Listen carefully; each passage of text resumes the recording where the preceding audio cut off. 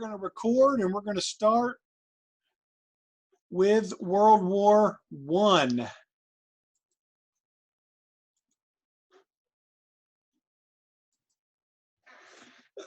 And I see, excuse me, I see according to our schedule that test number 2 will be available for you to take this Thursday, Friday, and Saturday. So we are going to have to speed study chapters 21 and 22 today and Wednesday.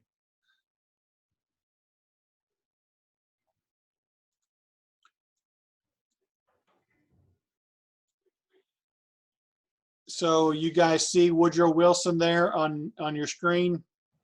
Yeah. Yeah. Yeah.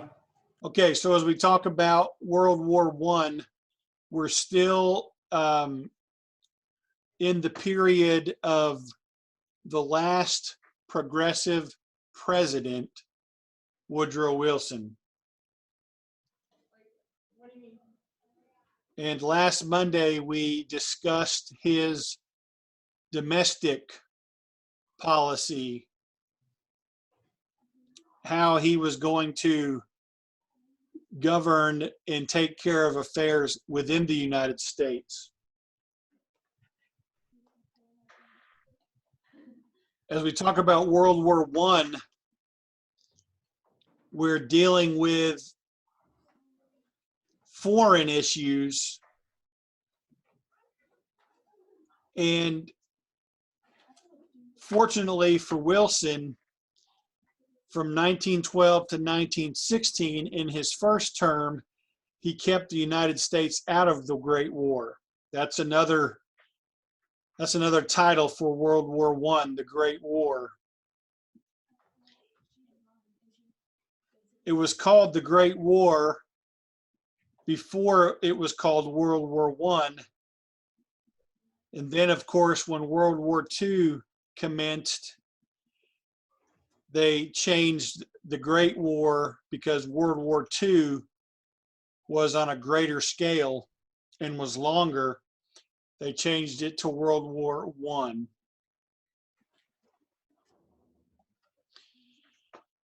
But fortunately for Wilson, when World War I started in 1914, he was halfway through his presidency, his first term, and he kept America out of the war, which is what he wanted to do. So we're going to discuss now the causes of the Great War, who was a part of it, and how did the United States become one of the players in this war.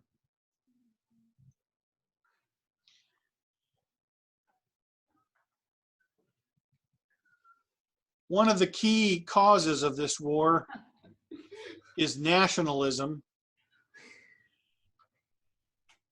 And this has roots over 100 years before the war started. There was a short French guy named Napoleon who tried to conquer several other countries and set up an empire that he could rule, and he was defeated. And this was referred to as the French Revolution. A few years before that, there was an American Revolution in 1789. And after these revolutions, you had nationalities of people wanting to set up their own nation with their own independence. They wanted to break away from this the setup of empires.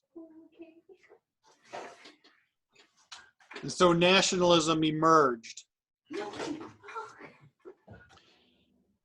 And during this time, Germany emerged as a strong European nation, and many people feared their growing power. Also, you had smaller, if you can see right here, smaller ethnic groups desired to be protected by larger nations. So Russia was the protector of the Slavic peoples, which included Serbia. But millions of Serbians, you can see here, were under the rule of Austria-Hungary. And so Russia and Austria-Hungary became rivals over the influence of Serbia. I'll show you a bigger map that shows you the boundaries here in a moment. We remember what imperialism is. Imperialism was still an issue, and as we studied, the United States basically had become an imperialistic nation. This is basically where an empire wants to extend their power over other smaller nations, and they want to have economic power or military power or political power. And so the larger empires are competing for smaller colonies. The term that we know is colonization. You can see here England is depicted here as an octopus that is using its tentacles to grab Egypt, to grab Canada, Malta, to gain control of these colonies. And why did they want to do that? Materials, raw materials, natural goods, metals, forests, all kinds of things that would help strengthen their country, but also these countries would become a market for all the industries in England and what they're producing. So Germany also industrialized, and there became a competition between Germany, France, and Britain for many of these colonies, and many of them were in Africa, the continent just below Europe. Another factor for this war was an increase in militarism. More of these empires and these dominant countries were developing greater armed forces. The United States, as an imperial power, we remember Teddy Roosevelt sending our Navy all around the world to display our might. These nations, these empires were using their military as a tool of diplomacy.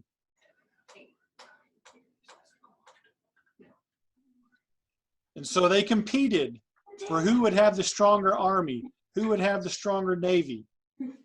In Europe, Germany was the strongest militarily, although Britain had a stronger navy. And actually, they had the strongest navy at the time. One of the competitions that rose up during this time was Germany wanted to be just as strong as Britain when it came to their navy. And these other countries wanted to, they didn't want to be left behind. So France, Japan, Italy, and the United States also wanted to have naval supremacy.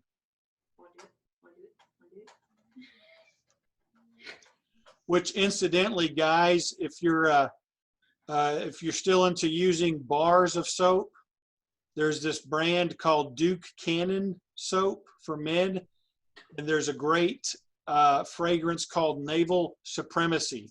So get you some of that and tell them Professor Bings or Instructor Bings sent you there.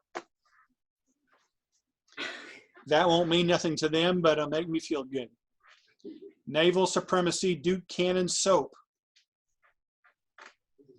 And it is a big bar of soap, a man-sized bar. Anyway, how did I get off on that? Oh, naval supremacy. Another factor for World War I was the alliance system. So here's a map that shows you these big empires that were forming. Germany, they are the strongest militarily. Great Britain, which is an island nation, makes sense that they have the strongest navy.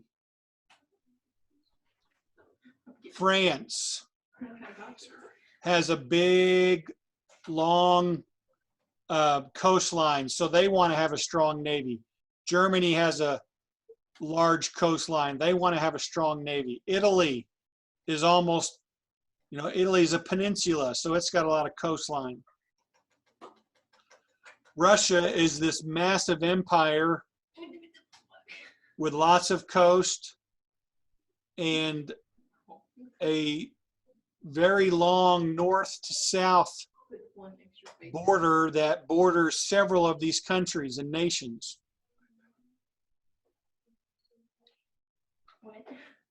Remember I said earlier Russia was in a rivalry with Austria-Hungary right here because they were in a rival for Serbia, which is right here. It's not marked, but Serbia is right below Austria-Hungary.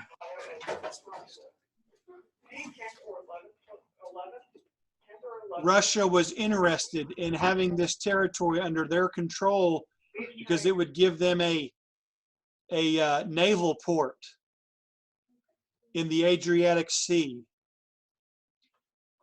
Austria-Hungary wanted, I believe they wanted to annex this and make it part of their country.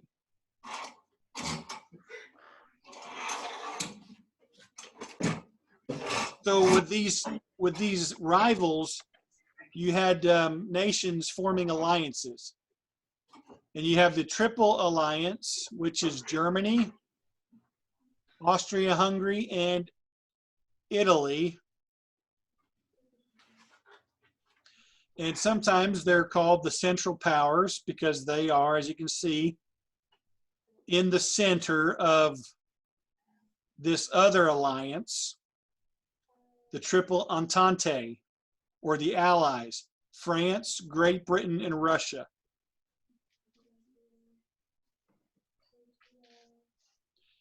And I believe down here I have a little diagram, yes, that shows how these alliances formed and what years they formed. So Britain and Russia, actually Russia and France made their alliance first in 1894. And this was to help France against Germany and Italy. Then France formed an alliance with Britain in 1904. And this was another alliance to protect from the German Navy. And then Britain and Russia in 1907. Then these three forming the Triple Alliance.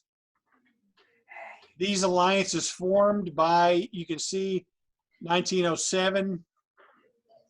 And so this is another factor for World War I. These major powers have aligned themselves and they're trying to keep each other in check. and they want to have access to some of these smaller nations here, as well as several of them in Africa. They wanted to have control of colonies.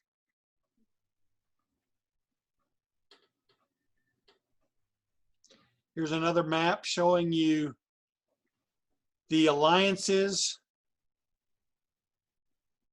how they lined up when the war started in 1914.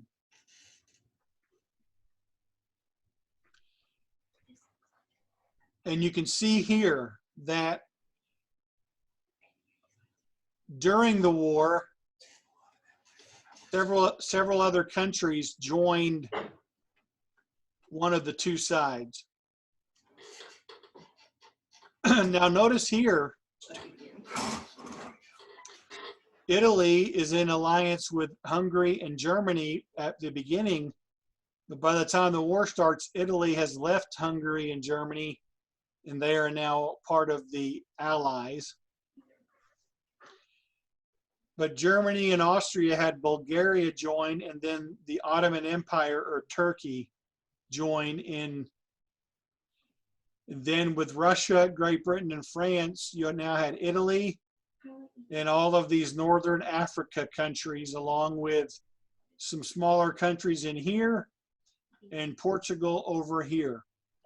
Then these yellow countries remained neutral, which the United States began by staying neutral when the war started.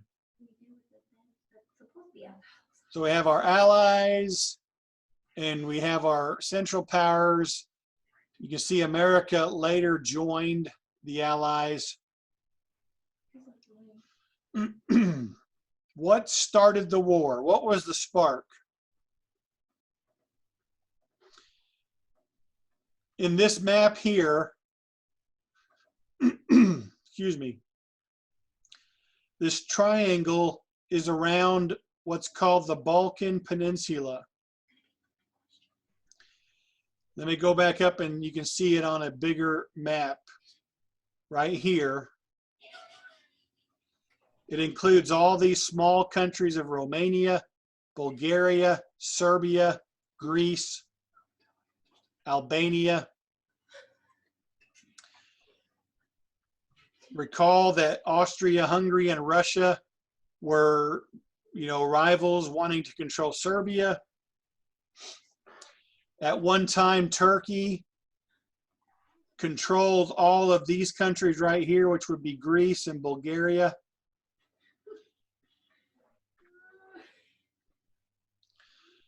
And you can see here now, why was this the powder keg? Or why was this the spark or the powder keg that started the war? Russia wanted a route to the Mediterranean Sea down here. Germany wanted a link to Turkey or the Ottoman Empire. And Austria-Hungary, up here, sorry, they were angry with Serbia because Serbia was trying to rule Bosnia, and Austria-Hungary had already taken over Bosnia, and Serbia was trying to take Bosnia back without dealing with Austria-Hungary. So basically, the nationalism that we talked about, the nationalism and the imperialism of Russia and Germany, they were mixing to gain control of certain areas and have access to one another or to the Mediterranean Sea. And this was a mixture that eventually exploded. And specifically, it exploded on June 28th, 1914. You might want to highlight that date.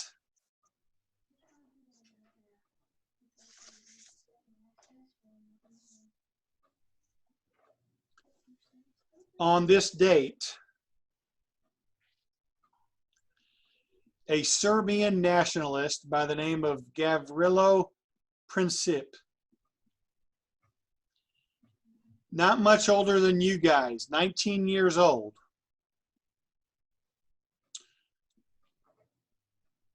assassinated the Archduke and future heir to the Austrian throne, who was in, he was visiting Bosnia that day.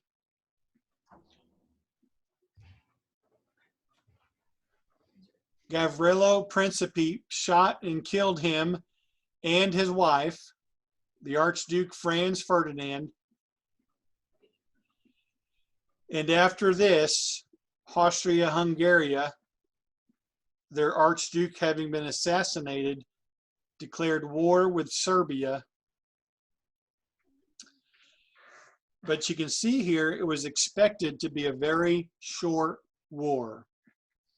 And so the Great War begins. And because of the alliances, Austria and Hungary brought Germany into the war. Serbia brought Russia, Great Britain, and France into the war.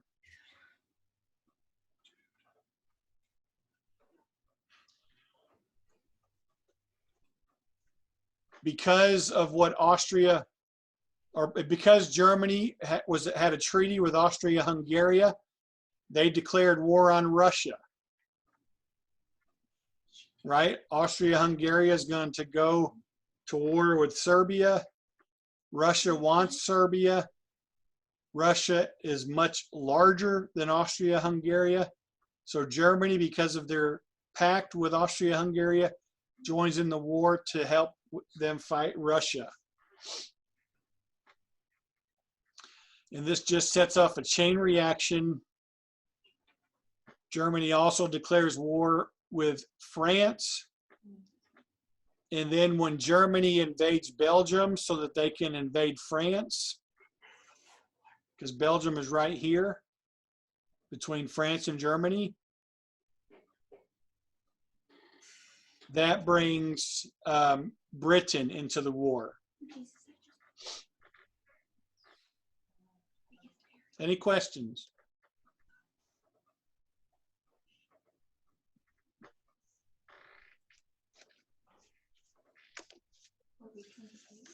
All right, World War I, and basically for the test, you're going to need to know that date. That is an important date, June 28th, 1914. The assassination of the Austrian-Hungarian Archduke was the beginning of World War I.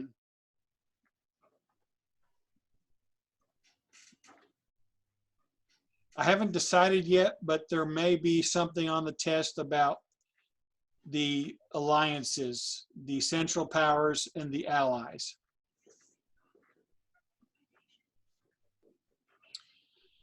As we talk about World War I,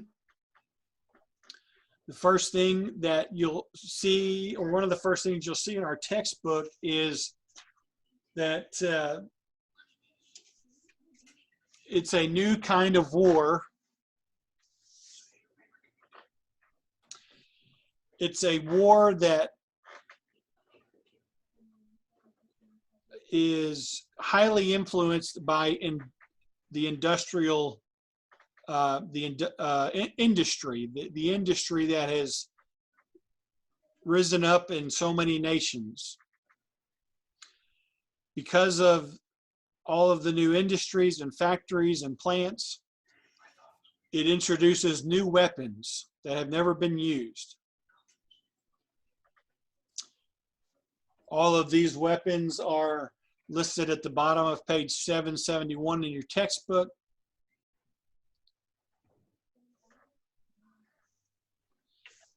Machine guns, armored tanks, airplanes, observation balloons, poison gas, and many other weapons like flamethrowers, artillery, long-range artillery, mortars, landmines. All of these things were introduced. And World War I is also a new kind of war in the sense that it is the first global scale war. And it's even been referred to as the war to end all wars. But it did not do that, obviously. So you'll want to know about it being a new kind of war in that it was the first industrial war that introduced new weapons. It also introduced a tactic in warfare called trench warfare. Let me quickly go back up to the map and show you. And if you watch the video that I provided over the weekend, you will have seen this on the video. But if you'll look here, France, Germany, and this is Belgium. This red line is what is called the Western Front.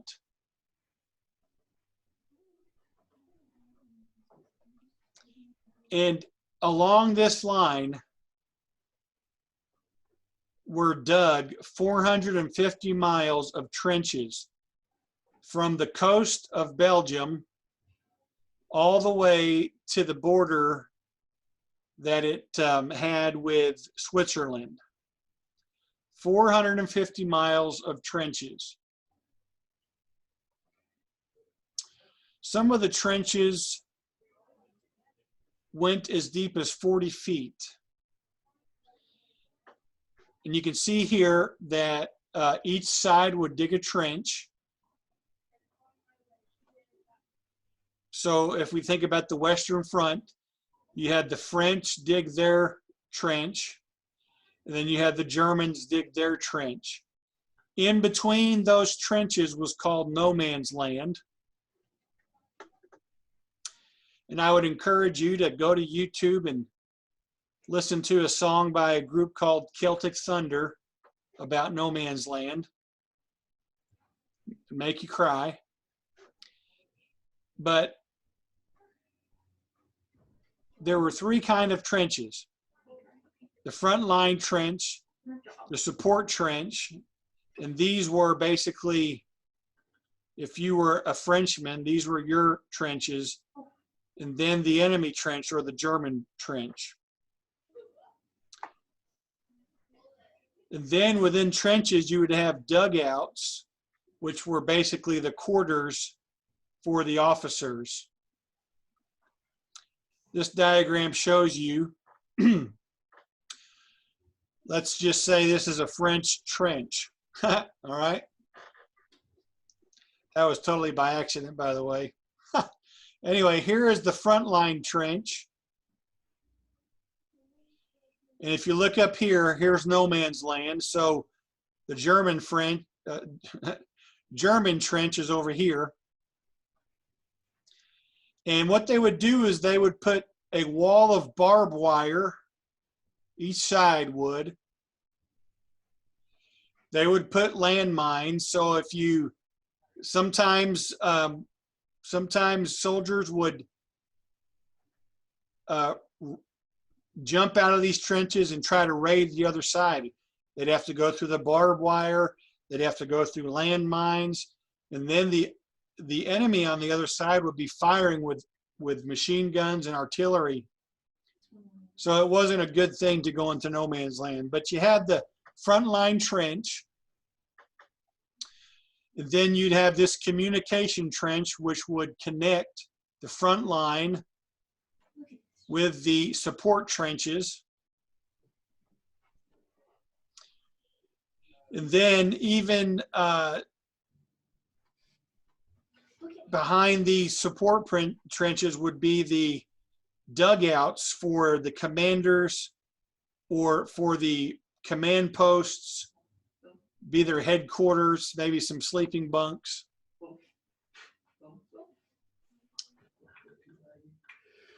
This is how the majority of this war went. And some men lived in these trenches the whole time. And these trenches became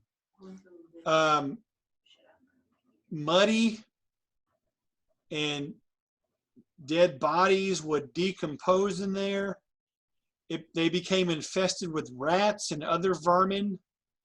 It just became basically a hellhole for these soldiers.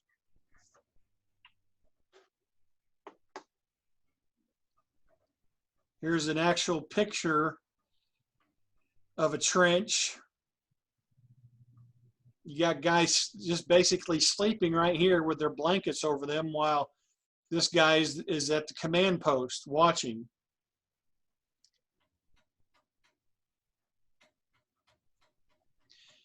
So you need to know about trench warfare. This was a new tactic in this war, but it was not a very successful one.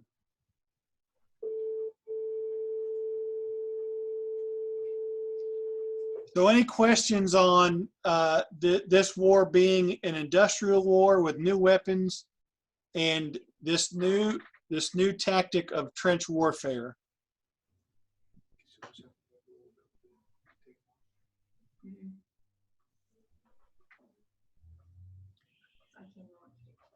All right, so this war is taking place beginning in 1914, and President Wilson is doing all that he can to keep the United States neutral. And that's how the government stayed neutral.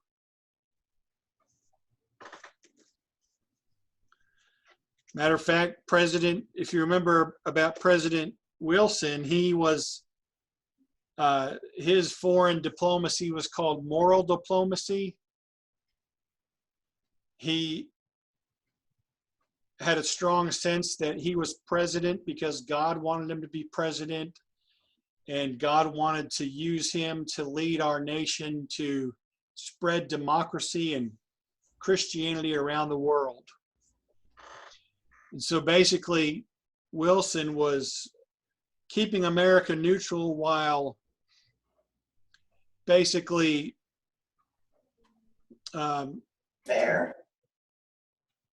Someone have a question?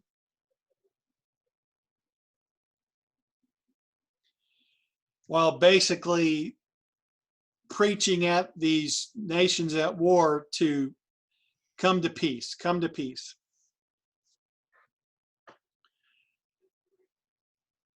But during the war, some of the Allied nations, specifically Britain and France, were highly dependent upon American businesses for supplies for the war. So while our government was saying neutrality and we want to stay out of the war, at the same time, our government did not deter American businesses from doing business with these allied nations. And they did not try to stop American bankers from benefiting from their loans to the allied nations.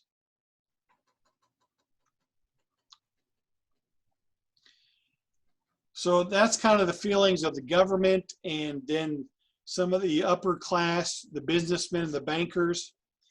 Other people in America, you had some people who were socialists.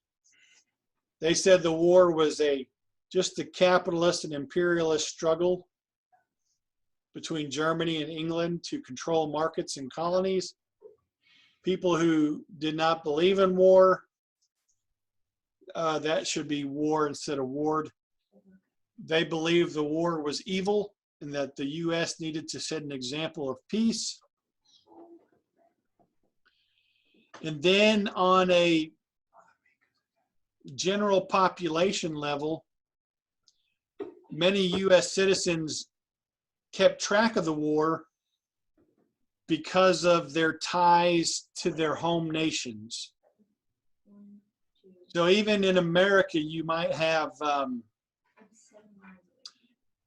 especially in a big city like New York City, you might have the German neighborhood flaring up against the Italian neighborhood in New York City, because they would be sympathetic to the nation that they came from. And then, of course, many Americans simply sympathize with the British because of our ancestry from them. So again, many businesses were tied with the Allies economically more than the Central Powers. The Allies received supplies from the Americans. And so the U.S. shipped millions of dollars of war supplies to the Allies, but we really couldn't keep up with their demand. And by 1915, we were having a labor shortage problem. So I'm going to stop there and we'll pick up with the British blockade when we come back Wednesday. Are there any questions?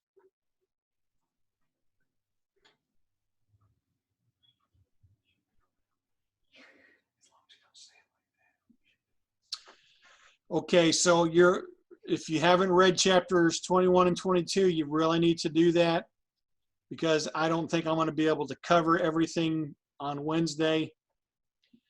And I want to have a quick time of review at the end of Wednesday's class. So we won't be in here Wednesday. We have a pep rally. okay.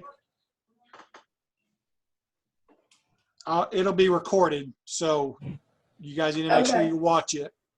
Okay. I will try to also have, I'll have another video that I can share tomorrow that'll cover some of this material that I won't get to. So make sure you look for that. And if there's nothing else, we will see most of you on Wednesday. Is Hal going to state? Or is it area? Well, Area. yeah. We have to win 3 games, go to state, the boys do. We have to win 3 in a row. What about the girls? They have to win 1 more to go to state. Yeah. Quinton lost boys to- made it to state. Yeah. Of course, we're in Class A, so you guys beat us twice, I think. Right? Yeah. Yeah. Yeah. So, well, I hope you guys make it. Thank you. All right, we will see everybody on Wednesday except for those in the pep rally. Smells like gas in here.